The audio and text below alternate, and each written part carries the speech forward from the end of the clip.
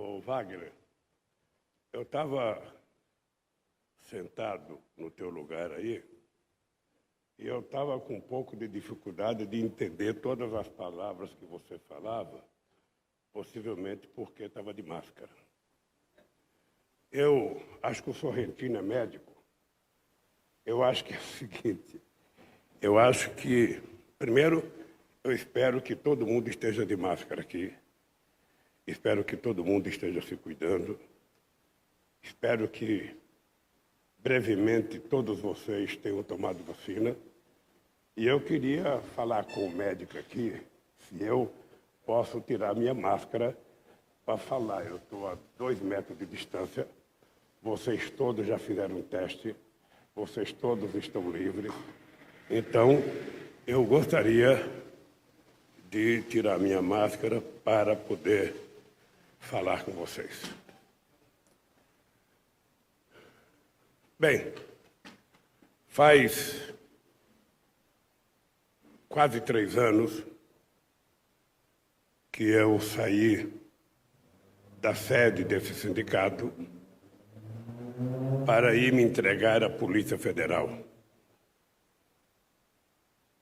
Eu fui, obviamente, contra a minha vontade, porque sabia que estavam prendendo o inocente. Muitos dos que estavam aqui não queriam que eu fosse me entregar.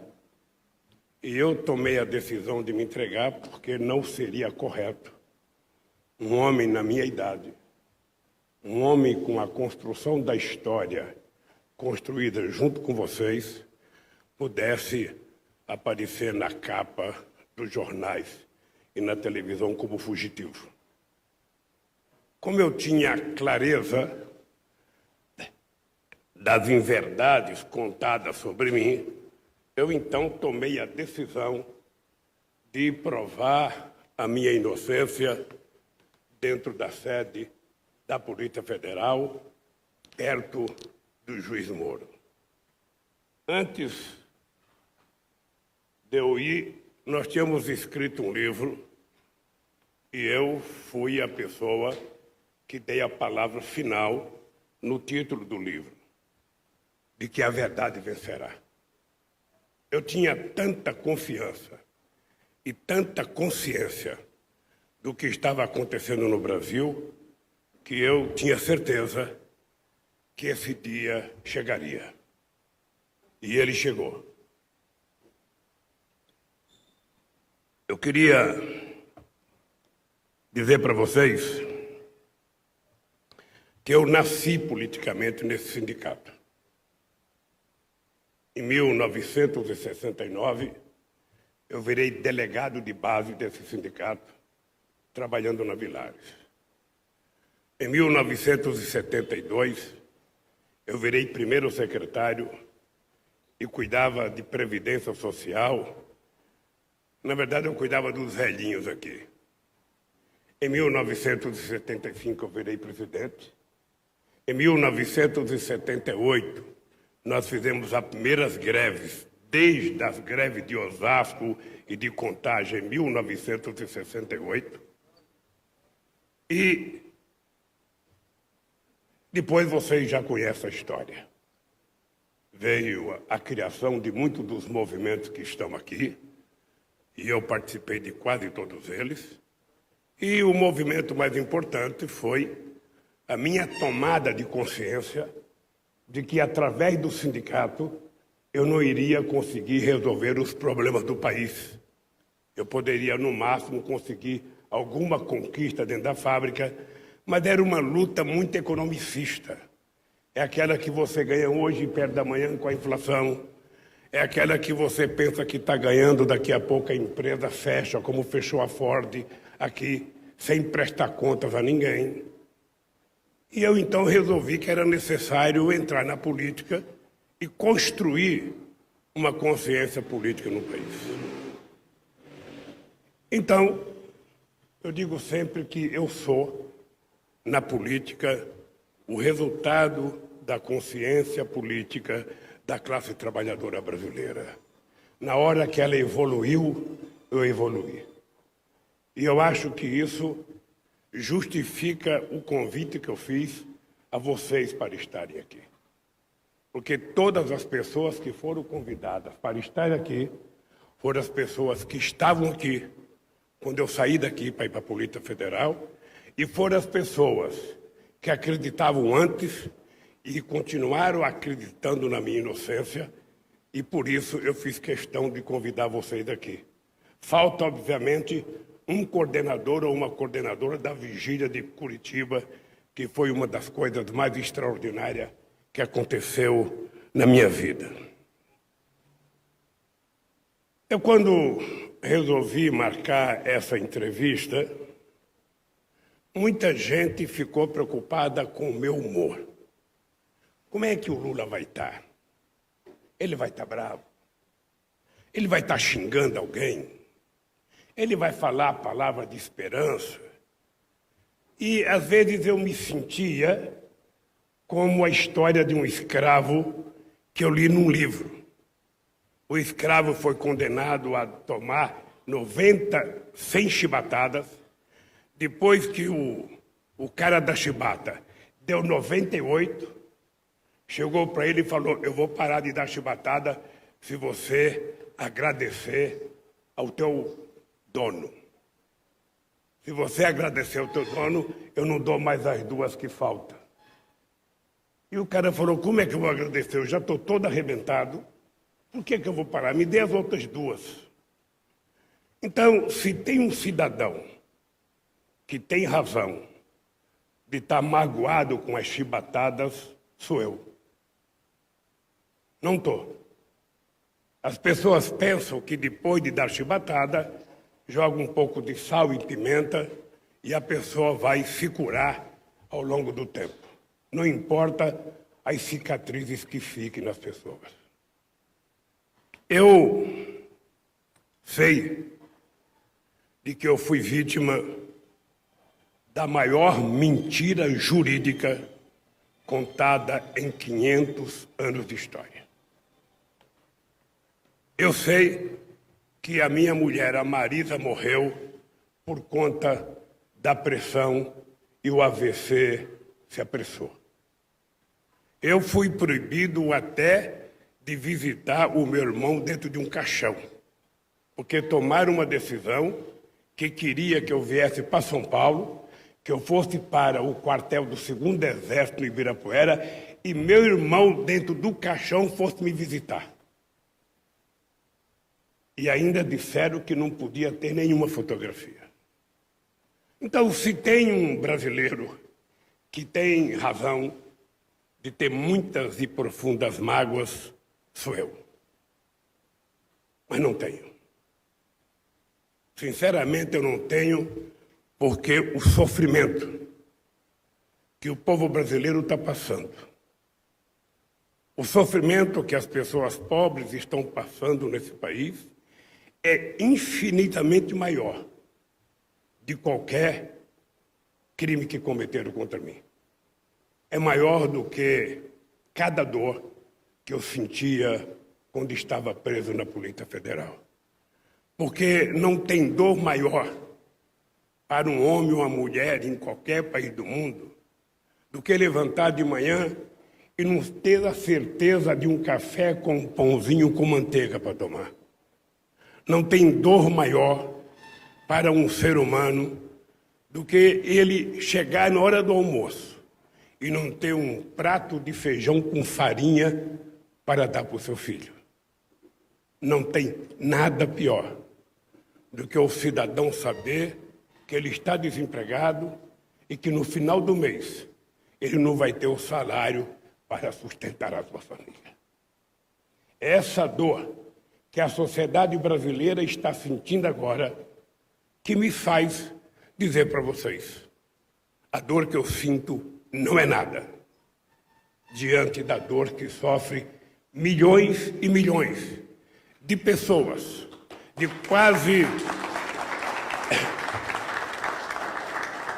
É muito menor do que a dor que sofre quase 270 mil pessoas que viram os seus entes queridos morrer.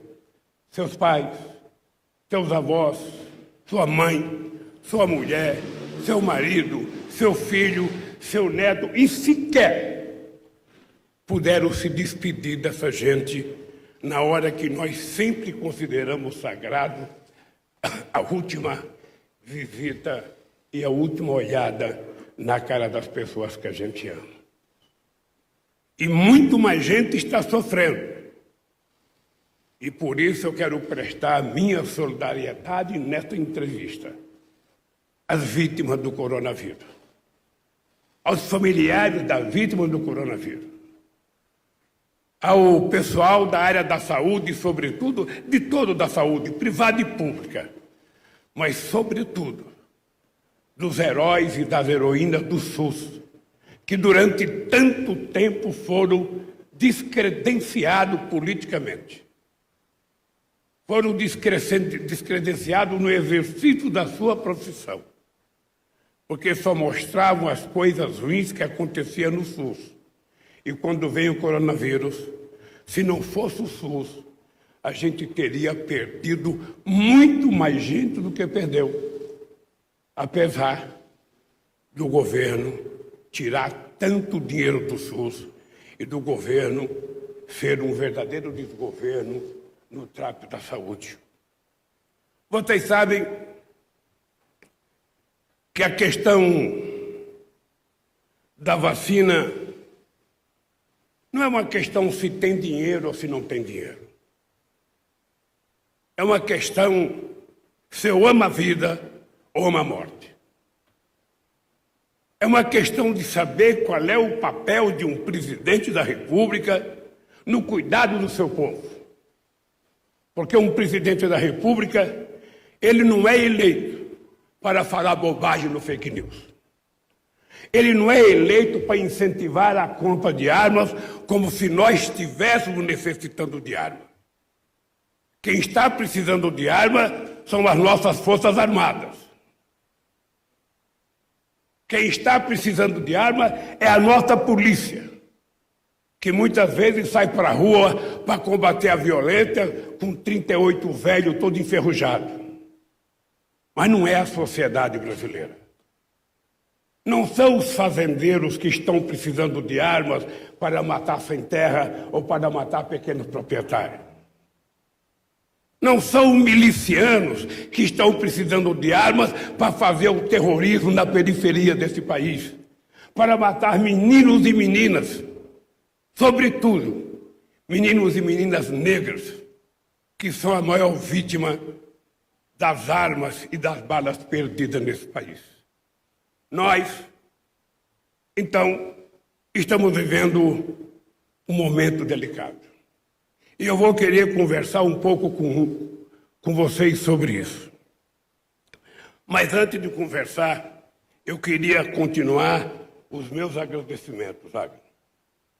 Primeiro a você, agradecendo mais uma vez esse sindicato ceder esse espaço democrático para que a gente possa fazer essa conversa. Eu não poderia deixar de agradecer ao presidente Alberto Fernandes da Argentina, que teve a decência de, enquanto candidato a presidente da República do seu país, contra a extrema-direita, ele teve a coragem de ir à Polícia Federal de Curitiba me visitar. E mais ainda, eu até pedi para ele não dar entrevista, para ele não ser prejudicado pela direita na Argentina. E ele me disse: Lula, eu não tenho nenhum problema com o que a direita vai falar. O meu problema é o que eu vim fazer aqui. Eu vim aqui ser solidário a você, porque acredito que você está sendo vítima da maior mentira política já havida na América Latina. Então, ao presidente Alberto Fernandes, e foi a primeira pessoa a me ligar depois da decisão do Fachin. Então, ao presidente Alberto Fernandes e ao povo argentino solidário, meus agradecimentos.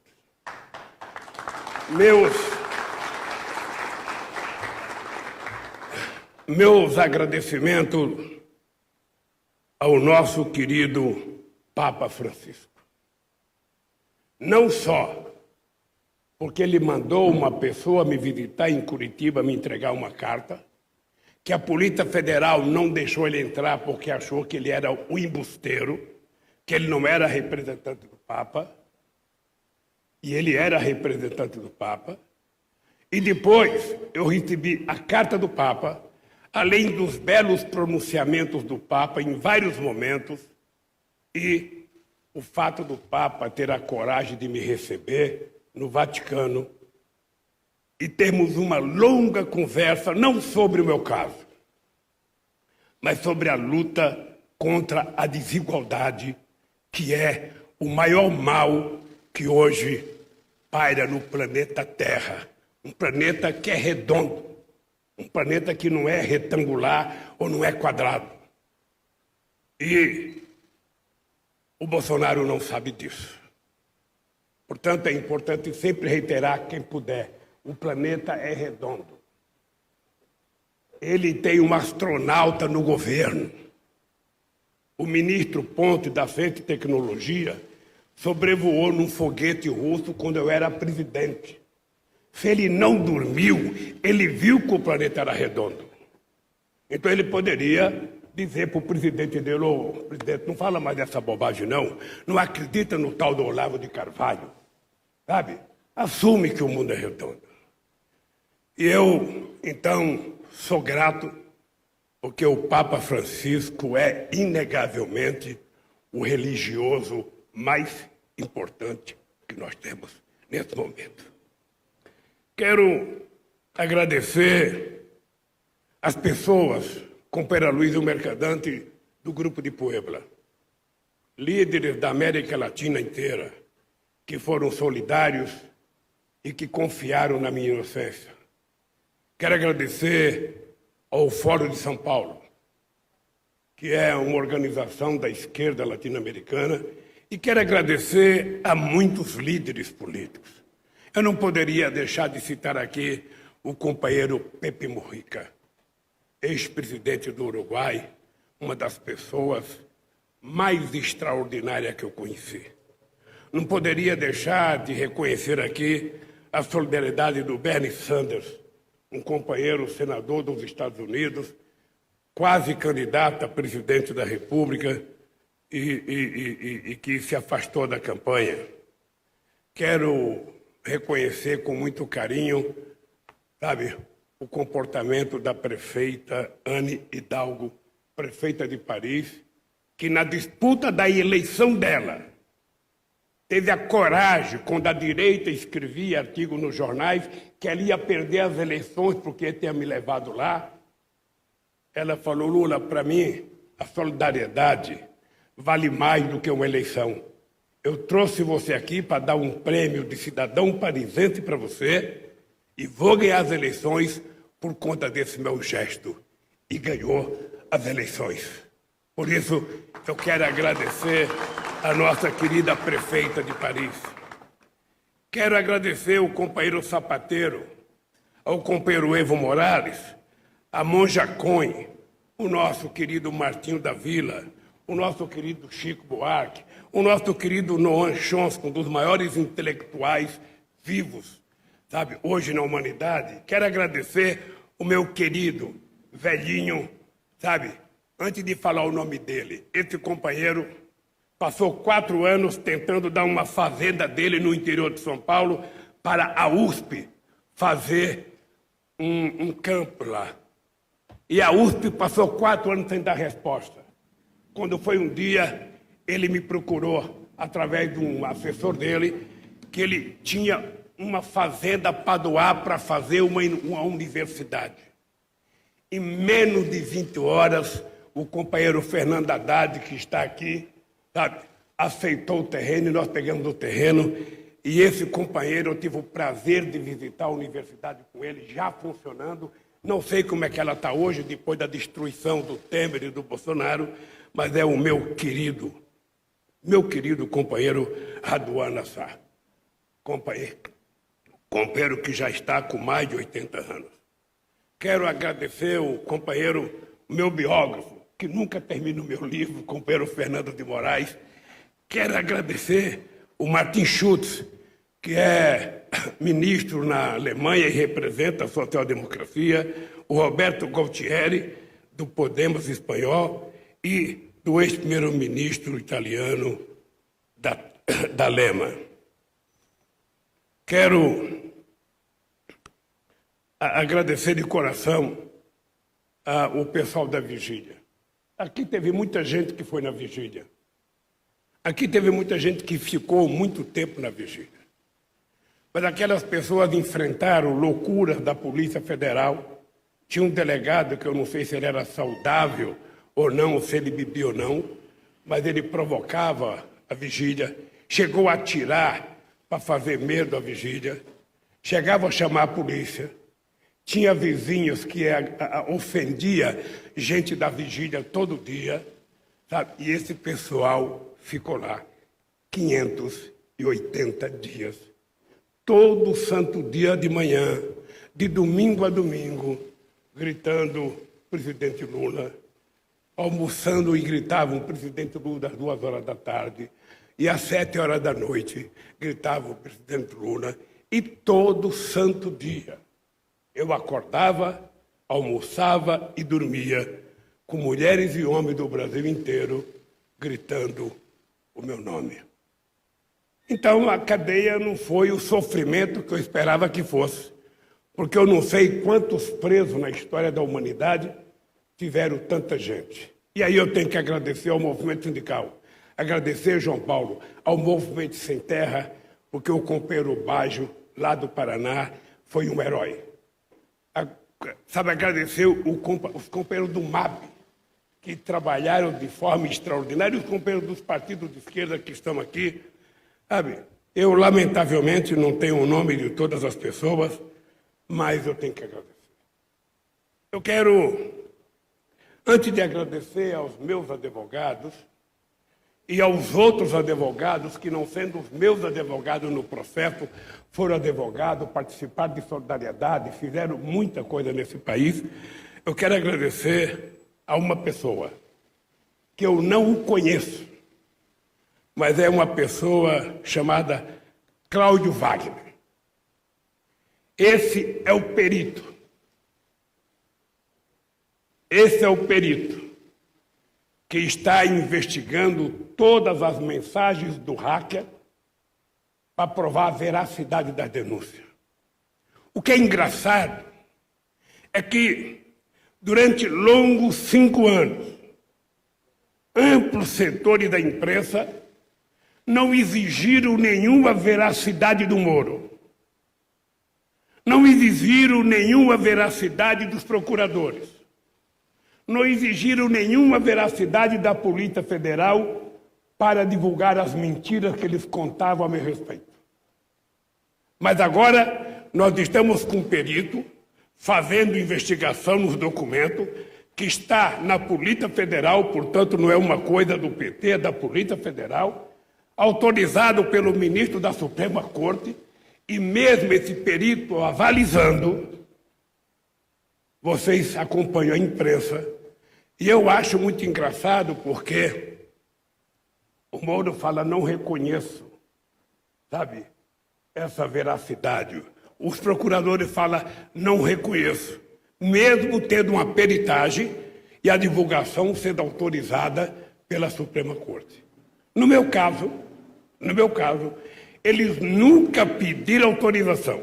Era até engraçado, porque muitas vezes eu ia fazer o inquérito e a maior preocupação do delegado que ia fazer o inquérito não era com a pergunta, era com o vazamento. E o vazamento era selecionado. Tinha jornalista específico na Folha, jornalista específico no Estadão, jornalista específico na época na Veja, na Isto É, jornalista específico em vários canais de televisão. E todo mundo se lembra. Quantas e quantas matérias do principal jornal da televisão aparecia um oleoduto, um gasoduto saindo dinheiro para falar 20 ou 30 minutos das denúncias dos procuradores sem nenhuma prova. Mas eles colocavam. Contra o Lula não precisava provar que o documento tinha seriedade. Era preciso destruir. Afinal de contas, um torneiro mecânico sem dedo já tinha feito demais nesse país. Era preciso evitar que esse cidadão pensasse em voltar a governar o país. Porque a América Latina nunca trabalhou em 500 anos com política de inclusão social. Então, a inclusão social é para 35% da sociedade. Quem pode ir a teatro é uma parte pequena da sociedade. Quem vai ao cinema é uma parte pequena. Quem vai a restaurante é uma parte pequena. Quem vai aos parques bonitos, quem vai às vernissagens nesse país, quem vai às exposições, é só uma parte pequena.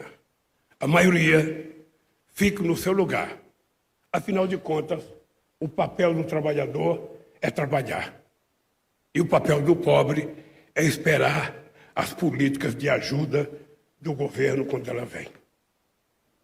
E, por conta disso, eu digo para vocês, antes de ontem foi um dia gratificante. Eu sou agradecido ao ministro, Fachin, porque ele cumpriu uma coisa que a gente reivindicava desde 2016. A decisão que ele tomou, tardiamente, 5 anos depois, ela foi colocada por nós desde 2016.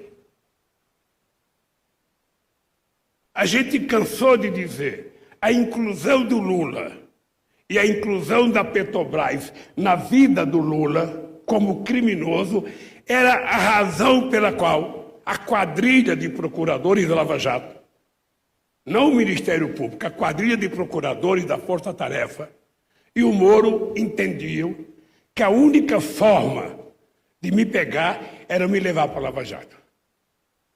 Porque eu já tinha sido liberado em vários outros processos fora da Lava Jato, mas eles tinham como obsessão, porque eles queriam criar um partido político, sabe, de tentar me criminalizar. E eu fiquei muito feliz porque, depois da divulgação de tanta mentira contra mim, ontem eu acho que nós tivemos um jornal nacional épico. Ontem eu acho que quem assistiu televisão não estava acreditando no que estava vendo. Pela primeira vez, a verdade prevaleceu. Dita não por alguém do PT, dita pelo presidente da segunda turma do STF, no discurso do Gilmar Mendes, dito pelo Ricardo Lewandowski e dito até pela Carmen Lúcia, que nunca tinha visto nada igual àquilo.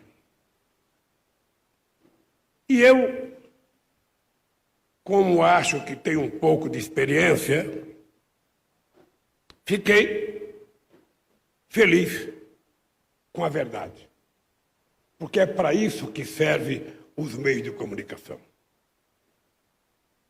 Jornalista não existe para sair para a rua para cumprir a ordem do editor.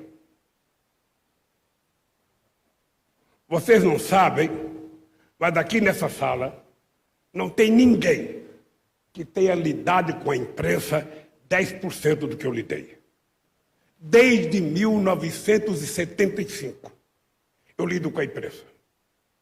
E com muita imprensa. E eu sempre disse que o papel da imprensa, quando o jornalista sai para a rua, ele sai com o compromisso de dizer a verdade. A verdade nua e crua. Não tem importância que ela seja contra o PT, contra o PCdoB, contra o PSOL, contra o PMDB, contra qualquer... A verdade nua e crua. É para isso que nós precisamos de imprensa livre. Não é uma imprensa que divulga aquilo que politicamente ou que ideologicamente ela quer. A ideologia da notícia do jornal ou da televisão ou da revista deve ser colocada num cantinho, no editorial, como pensamento da revista. Mas vocês, jornalistas, precisam ser livres. E o compromisso de vocês é escreverem o que vocês viram. É escreverem o que as pessoas falaram para vocês. E não escrever o que o editor quer que vocês escrevam. Portanto, eu fiquei feliz porque eu espero que a verdade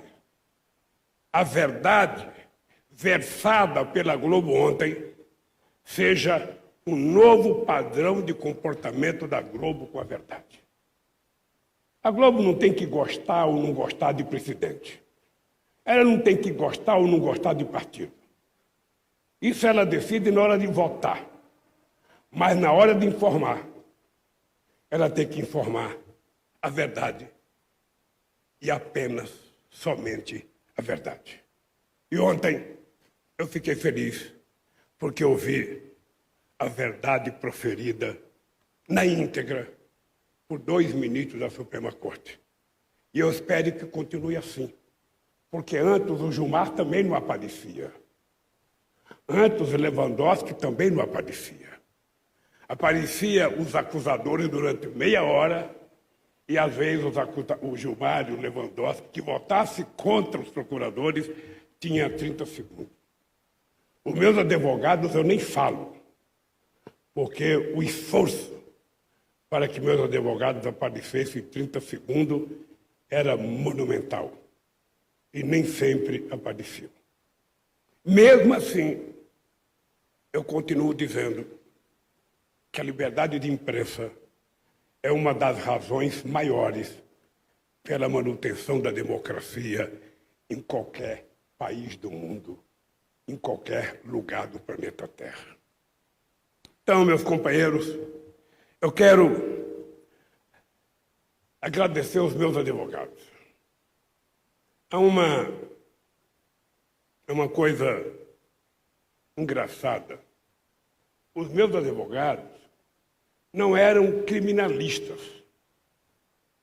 E, por isso, eu fui muitas vezes provocado para contratar alguém famoso, alguém muito importante, alguém que fosse ex-ministro, alguém que fosse...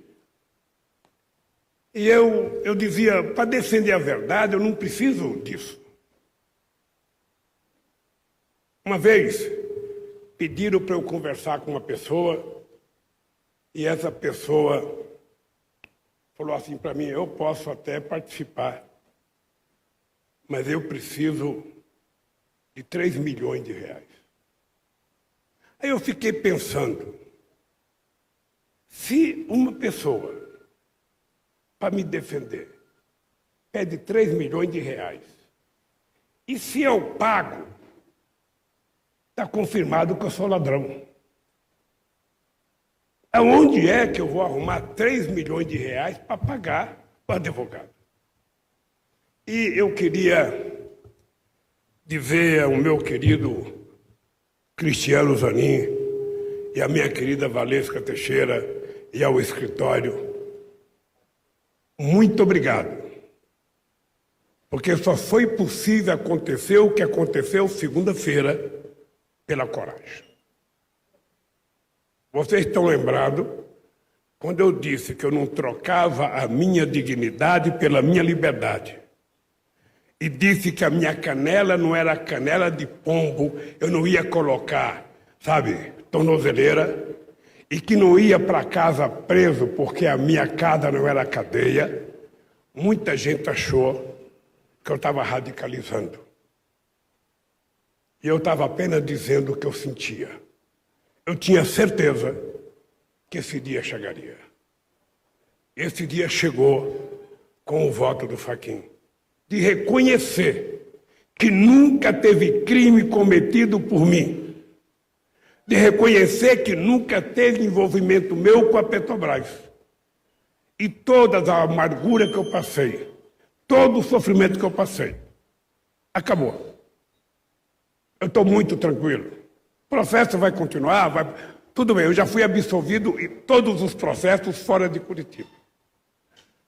Mas nós vamos continuar brigando para que o Moro seja considerado suspeito, porque ele não tem o direito de se transformar no maior mentiroso da história do Brasil e ser considerado herói por aqueles que queriam me culpar. Deus de barro não dura muito tempo. Eu tenho certeza que hoje ele deve estar sofrendo muito mais do que eu sofri. Eu tenho certeza que o Dallagnol deve estar sofrendo muito mais do que eu sofri, porque eles sabem que eles cometeram erro. E eu sabia que eu não tinha cometido erro. Então, meus agradecimentos aos meus advogados e meus agradecimentos a todos os advogados do Brasil que foram solidários. Todos. Teve muita gente que foi solidária a mim, muitos documentos assinados, e eu sou sinceramente agradecido a todo mundo. Quero agradecer, antes de agradecer, falar uma vez eu tive um advogado muito importante.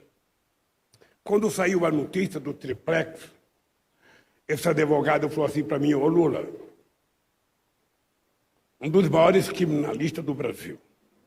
Ô Lula, é o seguinte, você não tem que ter preocupação com esse negócio do triplex, porque não há como isso andar. Não tem como isso prosperar. Não tem, isso não vai para frente. Eles inventaram um offshore do Panamá, inventaram uma empresária do offshore, para dizer que essa empresária tinha, e que essa offshore tinha compromisso com a OAS, com a Petrobras, e, portanto, era o que eles precisavam para me condenar. E o triplex que não ia para frente, que eles nunca apresentaram um documento, nunca apresentaram um centavo, foi a razão para eu ser condenado a 9 anos de prisão e a pagar uma multa que vale 50 vezes o apartamento. E agora, quem é vítima do apartamento é o Boulos, que está sendo indiciado porque ocupou o apartamento. E é engraçado que, se eu era o dono, não fui eu que processei o Boulos. Então eu quero saber quem foi que processou o rapaz, que invadiu um apartamento que eles diziam que era meu. E eu não o processei e alguém o processou. Agora pode ficar sabendo, Boulos, que você tem toda a minha solidariedade. Tá? Se for preciso invadir por sua causa, nós invadiremos. Bem, quero cumprimentar a minha querida Gleisi Hoffmann, que teve um papel não só na presidência do partido, mas na defesa do PT e na minha defesa. Vocês sabem que é muito difícil. Nunca queiram sair na página dos jornais com a cara de vocês taxada por um crime qualquer. Porque vocês vão perceber que muitas pessoas que vocês achavam que eram amigas de vocês desaparecerão logo. Vocês passarão semanas ou meses sem receber um telefonema. Pessoas que viviam atrás de você 24 horas por dia vão desaparecer. Então, eu não desejo esse mal para ninguém. Por isso, quando eu era presidente, eu fiz 3 discursos em posse de procurador-geral, Paulo Okamoto. Eu dizia, eu considero o Ministério Público uma instituição muito importante. Pela instituição ser muito importante, é preciso que a pessoa que esteja procurador seja muito honesta e muito séria. A gente não pode ficar divulgando o nome das pessoas antes de ter prova. A gente não pode tentar criminalizar as pessoas antes de provar que ele cometeu um crime. E foi o que aconteceu. A Lava Jato, ela fez um pacto com o setor da mídia e que era preciso, porque essa era a teoria do Moro num artigo que ele escreveu em 94, chamado Manipulite, em que ele dizia, só a imprensa pode ajudar a condenar as pessoas. E aí vale qualquer coisa. Então, eu quero agradecer a Gleice por todo o trabalho, Gleice, como companheira, como advogada e como presidente do partido. Quero agradecer ao companheiro Fernando Haddad, que também ia me visitar todo dia como advogado. Não era como companheiro do PT, não, ele ia como advogado. O Rui Costa foi como advogado, meu companheiro de partido, o Emílio ia como advogado me visitar. Eu ganhei duas amizades extraordinárias, pessoas que eu não conhecia, dois advogados de Curitiba, que me visitaram durante 580 dias, todo santo dia. Um ia de manhã e outro ia de tarde, só não ia de sábado e domingo. Mas imagina o que é duas pessoas ir me visitar todo santo dia. Um chegava com almoço, mandado pela Janja, e outro chegava à tarde pela janta, mandado pela Janja. Às vezes a comida chegava fria, mas eu comia e não reclamava porque sabia que o povo estava passando fome lá fora. Eu esquentava porque eu tinha um negocinho de esquentar comida. Peão de fábrica sabe como esquentar marmita. Então, eu não comi comida fria, não. Era toda quentinha. Bem, uma vez, a Janja mandou para mim uma sopa. Uma sopa dentro de uma garrafa térmica. E eu acho que a sopa continuou cozinhando dentro da garrafa térmica e ela não saía da garrafa. A sopa, os caroços cresceram, acho que era lentilha, os grãos cresceram dentro da garrafa térmica e eu não consegui tirar a comida, sabe? Mas eu fui puxando com a colher, fui dando tapa no fundo da garrafa térmica até que a sopa já não era mais sopa, mas estava gostosa. Bem, eu quero agradecer os governadores, Rui Costa, Wellington Dias, Camilo Santana, Flávio Dino, Fátima Bezerra e todos os governadores do Nordeste que estão brigando, sabe, e do país inteiro para dar vacina. É uma luta titânica contra um governo incompetente, contra um ministro da Saúde incompetente e contra, sabe, as pessoas que não respeitam a vida. Então, aos governadores, minha solidariedade. Quero agradecer a todos os companheiros das centrais sindicais, agradecer a todos os companheiros dos partidos políticos aqui presentes, quero agradecer aos movimentos sociais, a CUT, a Força Sindical,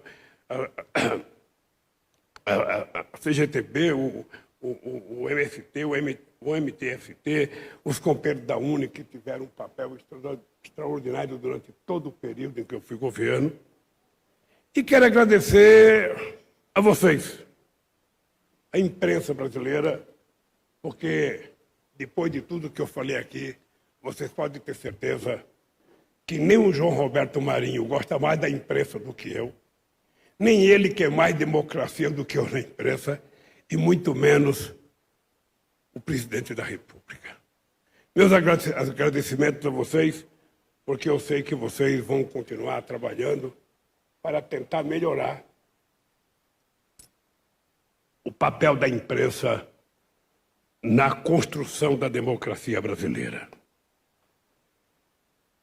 Companheiros e companheiras, eu fiquei pensando o que eu iria falar com vocês hoje aqui. Ontem eu fiquei até quase meia-noite rascunhando coisa, tirando coisa, anulando coisa. E eu cheguei à conclusão de que eu precisava falar um pouco com vocês sobre a situação desse país. Seria um erro da minha parte não falar para vocês que o Brasil não merecia estar passando o que está passando. Eu tenho 75 anos de idade. Eu falo brincando que eu tenho energia de 30 e tesão de 20. Eu acho que é por isso que eu não tomei vacina ainda, porque o pessoal não sabe se é 30, ou se é 20 ou se é 75. Então agora eu estou dizendo que é 75, e a semana que vem, se Deus quiser, eu vou tomar a minha vacina. Vou tomar a minha vacina. Não me importa de que país, não importa se é 2 ou 1 só, sabe? Eu vou tomar minha vacina e quero fazer propaganda para o povo brasileiro. Não siga nenhuma decisão imbecil do presidente da República ou do ministro da Saúde. Tome vacina. Tome vacina, porque a vacina é uma das coisas que pode livrar você do Covid. Mas mesmo tomando vacina, não acho que você possa tomar vacina e já tirar a camisa, já ir para o boteco, pedir uma cerveja gelada e ficar conversando. Não! Você precisa continuar fazendo o isolamento e você precisa continuar utilizando máscara e utilizando álcool gel. Pelo amor de Deus, esse vírus, essa noite, matou quase 2.000 pessoas. É que as mortes estão sendo naturalizadas. Porque a gente ouve de manhã, de tarde, de noite.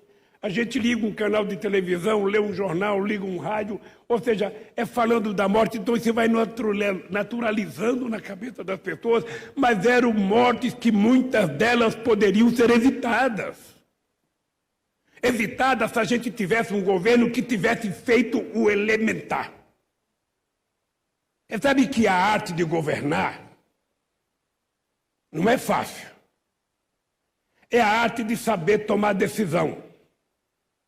Então, um presidente da República que se respeitasse e que respeitasse o povo brasileiro, a primeira coisa que ele teria feito em março do ano passado era criar um comitê de crise, envolvendo o seu ministro da Saúde, envolvendo secretários da saúde dos estados, envolvendo cientistas da Fiocruz, cientistas do Butantan e outros cientistas, e toda semana orientar a sociedade brasileira do que fazer. Era preciso priorizar dinheiro e comprar as vacinas que pudesse comprar em qualquer lugar do planeta Terra. Porque nós tivemos momentos que teve vacina que a gente sequer aceitou. A própria Pfizer tentou oferecer vacina e a gente não quis. A Organização Mundial da Saúde, porque nós tínhamos um presidente que inventou uma tal de cloroquina. Nós tínhamos um presidente que falava que quem tem medo do Covid é maricas, que o Covid era uma gripezinha, que o Covid era coisa de covarde, que ele era ex-atleta e que, portanto, ele não ia pegar. Esse não é o papel, no mundo civilizado, de um presidente da República. Um presidente da República deveria ter esse comitê de crise e toda semana ter uma voz oficial do comitê de crise orientando a sociedade, visitando os estados, visitando as cidades, vendo as condições dos hospitais, trabalhando para ajudar a fazer hospital de campanha onde não tivesse hospital, tentando evitar que faltasse oxigênio como faltou em Manaus. Esse era o papel de um presidente da República. Agora, ele não sabe o que é ser presidente da República. Ele a vida inteira não foi nada. Ele não foi nem capitão, ele era tenente e foi promovido porque se aposentou. E se aposentou porque queria explodir quartel, porque ele virou um dirigente sindical dos soldados, queria mais aumento de salário.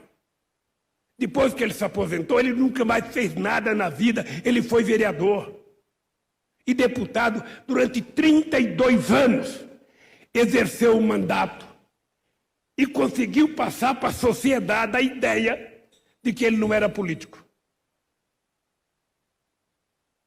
Vocês imaginaram o poder da força do fanatismo? Através do fake news, o mundo elegeu um Trump. Através da fake news, o mundo elegeu o Bolsonaro. Porque o pai de vocês ou a mãe de vocês deve ter um dia falado para vocês: filho, A mentira, ela anda de avião supersônico. A verdade anda montada num casco de tartaruga. Então a mentira tem muito mais força porque é mais fácil acreditar. A verdade você tem que explicar. A mentira não. Eu fiquei sabendo desses dias que tem 50 milhões de pessoas no mundo que acreditam que a Terra é plana. Ou seja, vocês percebem a loucura que está tomando conta desse país? Muitas mortes poderiam ter sido evitadas. Muitas mortes. E que o papel das igrejas é ajudar para orientar as pessoas. Não é vender grão de feijão. Ou fazer culto cheio de gente sem máscara, dizendo que tem um remédio para sarar. Eu acredito que Jesus pode salvar as pessoas, mas as pessoas precisam se ajudar. Se a pessoa foi ignorante, não usar máscara, não fazer isolamento, não utilizar a lavagem das mãos necessária, Deus vai dizer, peraí, eu tenho muita gente para cuidar, meu filho, se cuide. Então, esse país está totalmente desordenado e desagregado porque não tem governo. Eu vou repetir, esse país não tem governo. Esse país não cuida da economia. Esse país não cuida do emprego. Esse país não cuida do salário. Esse país não cuida da saúde. Esse país não cuida do meio ambiente. Esse país não cuida da educação. Esse país não cuida do jovem. Esse país não cuida da meninada na periferia. Ou seja, do que eles cuidam? Há quantos anos vocês, como dirigentes sindicais, não ouvem a palavra investimento, desenvolvimento, geração de emprego e distribuição de renda? Faz muito tempo. Eu não sei se a CUT já publicou o documento, se já se reuniu com o movimento sindical, mas tem uma coisa que eu estava querendo há muito tempo que fosse produzida e finalmente parece que o Diese produziu. Vocês sabem que enquanto o Ministério Público utilizava os meios de comunicação para vender, sabe, a grandeza de que esse país tinha recuperado 4 bilhões para a Petrobras? Vocês cansaram de ouvir isso? O Dallagnol vai lá na Globo se reunir, sabe, e vai dizer que recuperou 1 bilhão, 2 bilhões. Você sabe qual foi o prejuízo que a Lava Jato, eu estou falando da Lava Jato, sabe, que a Lava Jato poderia ter apurado a corrupção, ter prendido o dono da empresa que é ladrão, ter prendido o político que é ladrão e manter as empresas funcionando. Porque, afinal de contas, só para vocês terem ideia, por conta da Operação Lava Jato, o Brasil deixou de ter de investimento 172 bilhões de reais. Só por conta da Lava Jato, segundo esse estudo do Diese, o país perdeu 4 milhões. Eu não estou falando dos 14 milhões de desempregados, eu estou dizendo só por conta da Lava Jato. A destruição que ela fez na corrente geradora de emprego nesse país gerou 4 milhões e 400 mil empregos. Só direto na construção civil, 1 milhão e 100. Agora você pega a cadeia produtiva de óleo e gás, da indústria naval, da indústria metalúrgica, sabe? Você vai ver quantos milhões de empregos. Isso nunca foi falado. Nunca nenhum instituto teve a coragem de publicar. Qual foi o prejuízo que teve nesse país? Esse país que no tempo que o PT governava, chegou a ser a 6ª economia do mundo. Eu lembro que em Copenhague, quando a gente estava disputando as Olimpíadas, eu brincava com a França e com a Inglaterra, se preparem, porque nós já passamos vocês. Agora eu quero passar a Alemanha. Vá se preparando, porque o Brasil não nasceu para ser pequeno. O Brasil nasceu para ser grande. E é por isso que tem governante que pensa grande, porque quem pensa pequeno é pequeno. Esse país chegou à sexta economia do mundo. Em todas as pesquisas, era o país mais admirado do mundo. Era o país em que o povo tinha mais felicidade e o povo acreditava mais no futuro. Era um país altamente respeitado pela China, pela Rússia, pela Índia, pela Alemanha, pela França, pela Inglaterra, pelos Estados Unidos da América do Norte. Esse país tinha um projeto de nação. O que é que o país tem hoje? Vocês nunca ouviram da minha boca falar em privatização. Quem é que acha que só a iniciativa privada é boa? Uma empresa pública como o Banco do Brasil, uma empresa pública como a Petrobras, bem dirigida como foi no nosso governo, ela se transformou na quarta empresa de energia do mundo. A Petrobras investia 40 bilhões de reais por ano. Nós não descobrimos o pré-sal para exportar petróleo cru. Nós descobrimos a Petrobras descobrimos o pré-sal para ela exportar derivados, para ela ter uma indústria petroquímica poderosa no Brasil. É por isso que nós cunhamos a frase, sabe, o pré-sal é o passaporte do futuro. É por isso que nós colocamos 50% do rato para a educação. É por isso que nós pensamos em criar um fundo do povo brasileiro. Tudo isso está sendo destruído. Venderam a nossa BR. A gente não sabe para quem venderam. Uma empresa que arrecadou em 2019 70 bilhões, foi vendida por 3 bilhões e 900. Você já viu o Guedes falar uma palavra em crescimento econômico, em desenvolvimento e distribuição de renda? Não, é vender. Vamos vender. Agora, quando eles venderem e gastar o dinheiro em custeio, o país vai estar mais pobre. O PIB não vai crescer. E a dívida vai continuar crescendo. Porque a única forma de você diminuir a dívida do Brasil não é você parar de gastar com o que é necessário. Porque se você tiver que investir em educação, em saúde, sabe, se você tiver que investir em transporte, em infraestrutura, você tem que colocar dinheiro. O que vai fazer a nossa dívida diminuir em relação ao PIB é o crescimento econômico, é o investimento público. Porque qual é a lógica do investimento público, gente? É que se o Estado não confia na sua política e ele não investe, por que o empresário haveria de investir?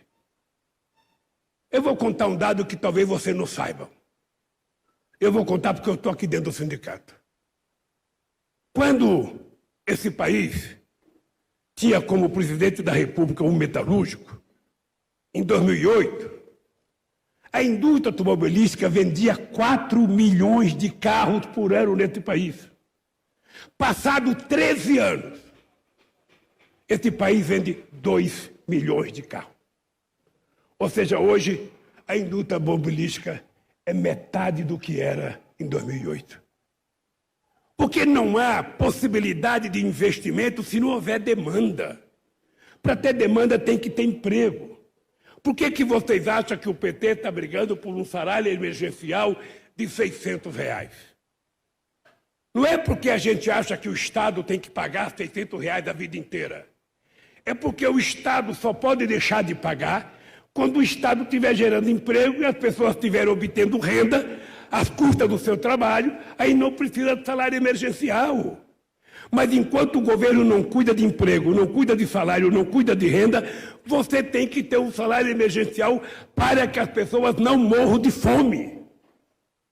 Isso não precisa ler Marx para entender, não precisa ler, sabe, artigo do Delfim Neto para entender.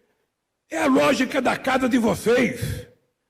Se a mulher tiver dinheiro, se a mulher de vocês, e a família tiver dinheiro, ela vai no supermercado, ela vai na feira, ela vai comprar um caderno novo, ela vai comprar um sapato, ela vai comprar uma camisa, e tudo começa a funcionar. Se ela não tem, ela fica em casa prostrada, na frente de um fogão, esperando quando é que eu vou ter dinheiro para comprar alguma coisa. Porque governar um país, gente, Um presidente da República, ele tem que conversar com os sindicalistas. Não é possível que um presidente da República não converse com a força do trabalho. Um presidente tem que conversar com os empresários. E me parece que o Bolsonaro só conversa com o louro da van. Morreu o louro da Ana Braga, o louro de José, mas está o louro da van. Parece que é conversa, porque não tem reunião produtiva com os empresários. Sabe, não tem. Eu tinha um conselho com 100 pessoas que participava, dirigentes sindicais, participava os grandes empresários, participava índio, participava pastor da igreja evangélica, participava padre, participava bispo, participava negro, porque eu queria ouvir a sociedade. Nós fizemos no meu mandato 74 conferências nacionais para ouvir o que a sociedade queria. O Bolsonaro não junta ninguém, ele junta os milicianos, não mostra a cara nas entrevistas dele na saída do palácio, para dizer, vai ter mais arma. Estou liberando mais 4 armas, mais 2 fuzil. Logo, logo vai ter canhão para todo mundo. Esse povo não está precisando de arma, David. Esse povo está precisando de emprego, de carteira profissional. Está precisando de salário, está precisando de livro, está precisando de educação. O Estado precisa estar presente na periferia desse país. O Estado tem que estar lá com educação, com cultura, com saúde, com política de assistência social. É esse o papel de um presidente da República. Será que o Bolsonaro não leu nada do que a gente fez? Você, Haddad, não produziu nenhum livrinho para dar para o Bolsonaro ler? Tantas cartilhas que a gente fez, o PCdoB não fez uma cartilha para mandar para o Bolsonaro, dizendo que é possível governar diferente? Ô Miguel, você pode fazer da Força Sindical e o Sérgio fazer da CUT, para ele saber que é possível. É possível. O Brasil não é dele e dos milicianos, o Brasil é de 230 milhões de pessoas. E essas pessoas querem trabalhar, querem comer, querem morar, querem ter lazer. Ah, vocês não sabem como eu ficava feliz quando eu vi um trabalhador mostrar uma picanha e falar, eu vou comer picanha e vou tomar uma cerveja. É uma coisa fantástica. Vocês não sabem a alegria de ver o pequeno produtor desse país? Vocês não sabem a alegria de ver o pequeno produtor desse país, representado aqui pelo companheiro João Paulo do Sem Terra, produzir e saber que tinha garantia de preço? Saber que o produto dele não ia ficar no porão da casa dele ou estragando no sol e na chuva? A gente comprava esse produto e a gente distribuía se fosse necessário, mas a gente tinha que construir um estoque regulador até para regular preço. Ô, gente, como é que pode o gás de cozinha estar a R$105? Como é que pode a cebola aumentar 60%, o tomate aumentar não sei quanto? Como é que pode a luz elétrica aumentar tanto? Como é que pode a gasolina? Ô, David, você é petroleiro. Eu vou aproveitar e dizer uma coisa na tua frente. Não é possível permitir que o preço do combustível brasileiro tenha que seguir o preço internacional se nós não somos importador de petróleo. O Brasil é exportador. Se nós produzimos a matéria-prima aqui, se nós tiramos do fundo do mar, se nós conseguimos refinar aqui, nós produzimos gasolina de avião, nós produzimos diesel, e nós produzimos na qualidade que produz a União Europeia. Porque antes de eu chegar na presidência, é uma coisa que vocês não sabem, porque a imprensa nunca divulgou. A nossa gasolina tinha 1.500 ppm, partículas por sei lá por quanto, por milhão. Era uma coisa assim. Eu não entendo, mas eu sei que era. Sabe? Nós fizemos ser 50, padrão europeu. Sabe o que é? Padrão europeu, para quando vocês estiverem andando, sabe? Eu acho errado andar nas ruas, mas de vez em quando vocês andam na rua, não ficar respirando gás carbônico com a gasolina tão poluída e o óleo diesel tão poluído. Então a gente fez as nossas refinarias ser padrão mundial. E a gente agora está importando gasolina dos Estados Unidos e óleo diesel dos Estados Unidos. Não tem lógica. Em 1953, quando a gente estava criando a Petrobras, o jornal Estado de São Paulo e o seu editorial escrevia artigos que o Brasil era ignorante, que o Brasil não tinha que ter petróleo, que o Brasil não precisava de petróleo, que o Brasil tinha que comprar dos Estados Unidos. Agora, nós voltamos a 53. O Brasil tem a matéria-prima. Vocês são jovens e vocês talvez não lembrem de tudo. Mas quando nós descobrimos o pré-sal, sabe o que Camila Leitão falava? Ela falava assim, descobriu o pré-sal, mas não pode explorar, porque não tem tecnologia. E o preço do barril vai ser muito caro. Está lembrado, David? Falava isso com a maior disfarçatez. Não só a gente está buscando petróleo a 6, 7 mil metros de profundidade, como o custo do barril fora da terra é apenas $1 mais caro do que o barril da Arábia Saudita, que é quase a luz do sol. Percebe o que significa isso? Significa investimento em pesquisa e tecnologia que nós fizemos na Petrobras. E é por isso que teve o golpe contra a Dilma. Porque é preciso não ter petróleo aqui no Brasil na mão dos brasileiros. É preciso que esteja na mão dos americanos, porque ele tem que ter um estoque para a guerra. Depois da Segunda Guerra Mundial, eles aprenderam que só ganha guerra quem tem muito estoque de combustível. Porque eles sabem que a Alemanha perdeu a guerra porque não chegou em Baku, na Rússia, para ter acesso à gasolina. Então, os países ricos, todos têm grande estoque de combustível. Todos. E nós, que somos um puta de um país grande, que somos um país que tem a mais importante tecnologia em prospecção de petróleo em águas profundas, estamos nos desfazendo disso para poder atender aos interesses do Deus mercado do petróleo. Então, a economia está mal. E a economia está mal e o Covid está tomando conta desse país. A cepa de Manaus parece que mata, é 10 vezes mais contagiante do que a outra cepa e mata pelo menos 2 vezes mais, pelo menos é o que eu vi dos cientistas falarem. Esse país poderia estar pesquisando vacina e fazer vacina. Esse país pode, quando veio H1N1, em 2000 e não sei quanto aí, sabe, eu era presidente da República, a gente vacinou 80 milhões de brasileiros em 3 meses. Esse país tem um sistema de saúde, sabe, que sabe fazer isso. Cadê o Zé Gotinha? Cadê o nosso querido Zé Gotinha? O Bolsonaro mandou embora, porque pensou que ele era petista, não era petista. Ele foi inventado por gente muito importante da saúde sanitária deste país. Não teve nada a ver com o PT. Ele era suprapartidário. Ele era humanista. E cadê o Zé Gotinha? Acabou. Então eu queria que vocês meditassem. Esse país não tem governo. Esse país não tem ministro da saúde.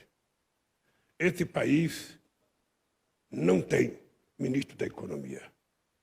Esse país tem um fanfarrão, que o presidente, por não saber de nada, ele fala, é tudo por conta do Guedes, é tudo por conta do Guedes, é tudo por conta do Guedes.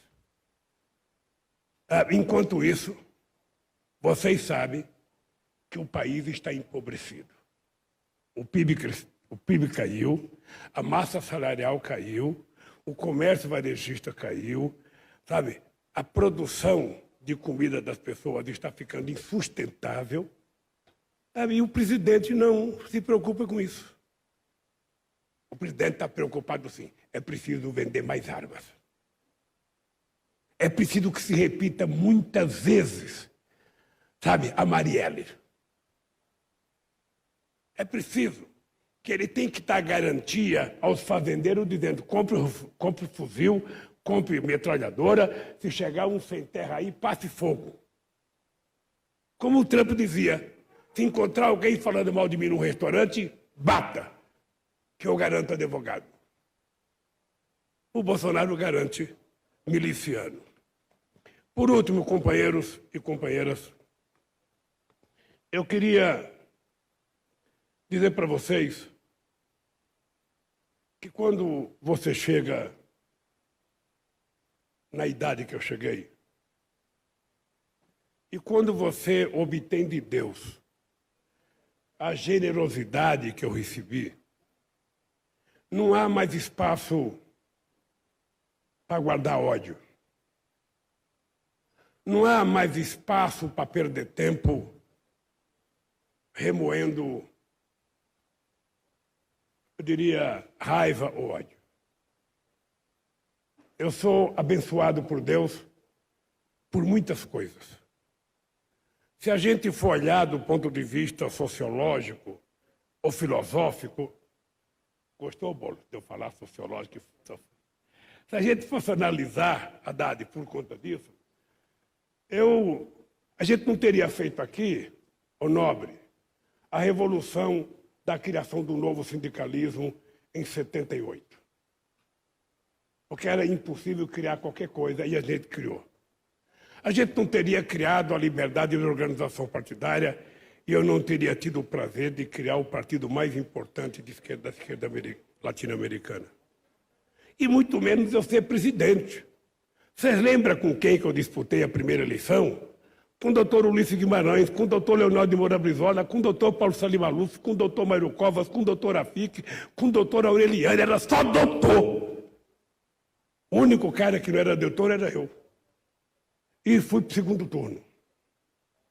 E não ganhei porque a Globo me roubou. A Globo fez aquela mutreta do debate, reconhecido pelos diretores da Globo da época.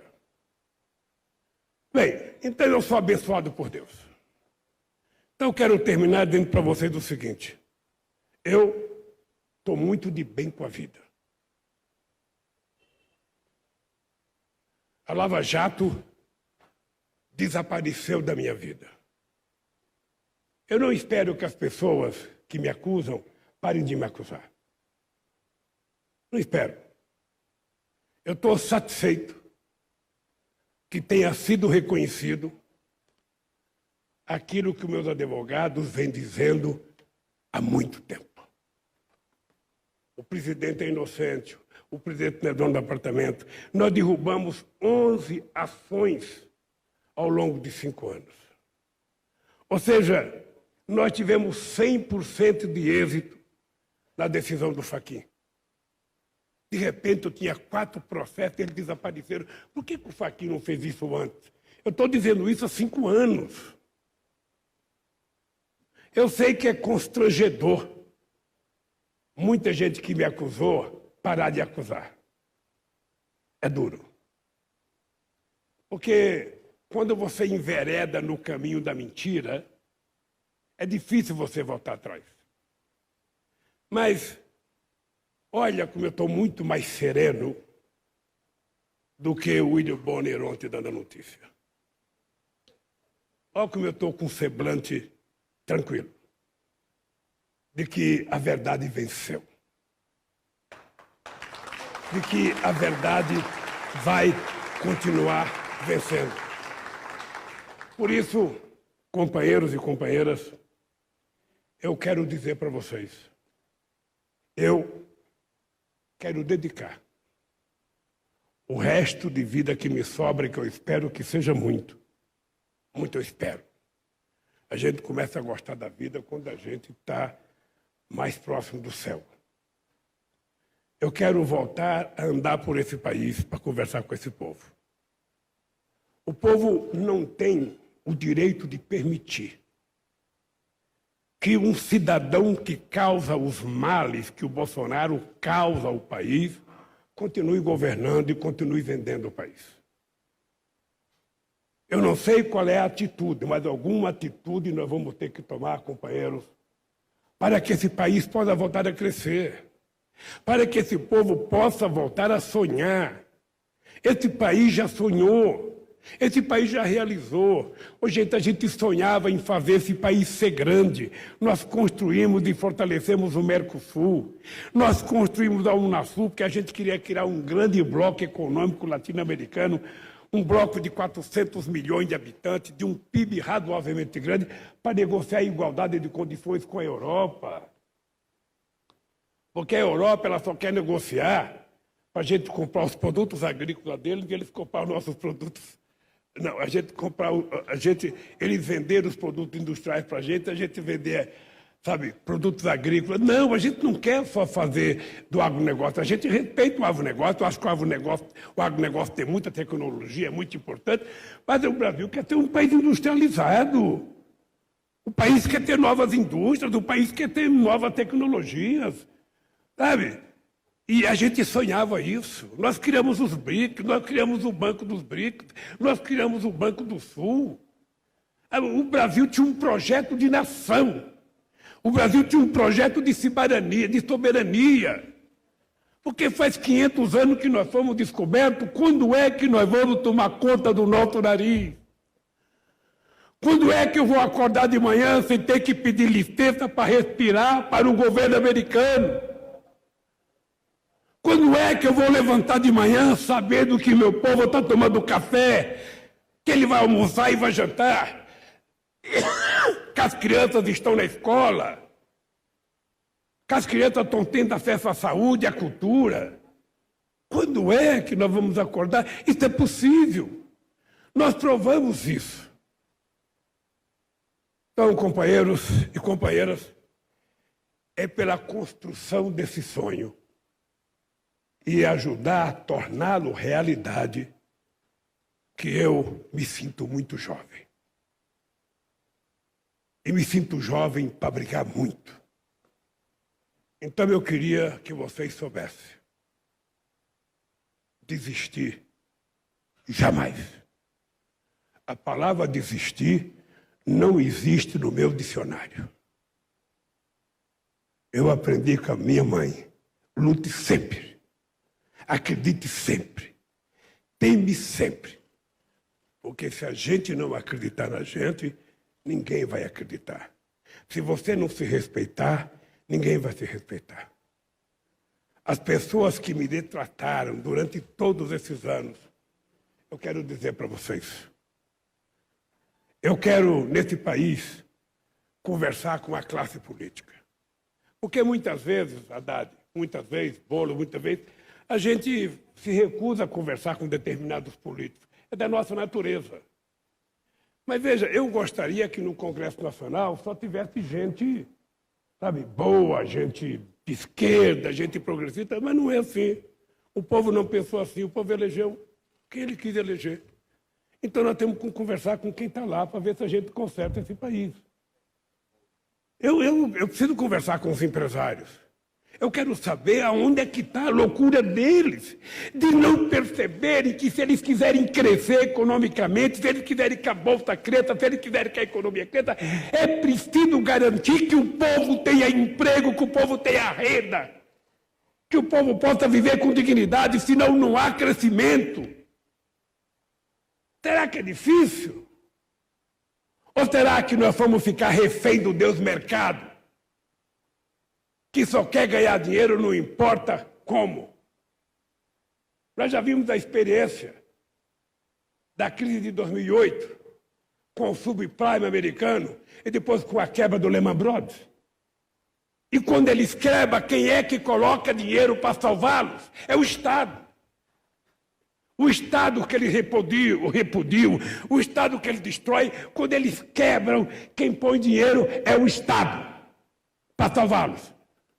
Nos Estados Unidos, quando quebrou o sistema habitacional pela bolha, com o subprime, eles ajudaram primeiro os bancos, para somente depois pensar nos coitados que perderam as casas.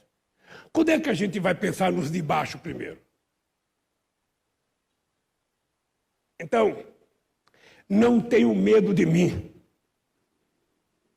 Eu sou radical. Eu sou radical porque eu quero ir à raiz dos problemas desse país. Eu sou radical porque eu quero ajudar a construir um mundo justo, um mundo mais humano, um mundo em que trabalhar e pedir aumento de salário não seja crime, um mundo em que a mulher não seja tripudiada por ser mulher, um mundo que as pessoas não sejam tripudiadas por aquilo que querem ser, um mundo que a gente venha abolir definitivamente o maldito preconceito, sabe, racial neste país. Um mundo em que não tenha mais bala perdida. Um mundo em que o jovem possa transitar livremente pelas ruas de qualquer lugar, sem a preocupação de tomar um tiro. Um mundo em que as pessoas sejam felizes aonde quiserem ser. Que as pessoas sejam o que elas decidirem. Um mundo em que a gente tem que respeitar a religiosidade de cada um. Cada um é o que quer. Cada um tem a espiritualidade que quiser. Ninguém é obrigado a ser da minha religião, seja a que você quiser, a que você acredita. As pessoas podem ser do LGBT e a gente tem que respeitar o que as pessoas fazem. Esse mundo é possível. Esse mundo é plenamente possível. E é por isso que eu convido a vocês a gente lutar nesse país para garantir que todo brasileiro, independentemente da idade, tome vacina. E para isso a gente tem que obrigar o governo a comprar vacina. Mas ao mesmo tempo nós temos que brigar pelo salário emergencial. E ao mesmo tempo que brigar por investimento em geração de emprego, sobretudo a partir de infraestrutura. Temos que brigar numa política de ajuda aos microempreendedores, ao pequeno empresário brasileiro que não se suporta e quebra. Quantos restaurantes estão fechando? Quantas farmácias estão fechando? Quantas lavanderias estão fechando? Quantos institutos de beleza estão fechando? Para que existe governo? É para tentar encontrar solução para essa gente.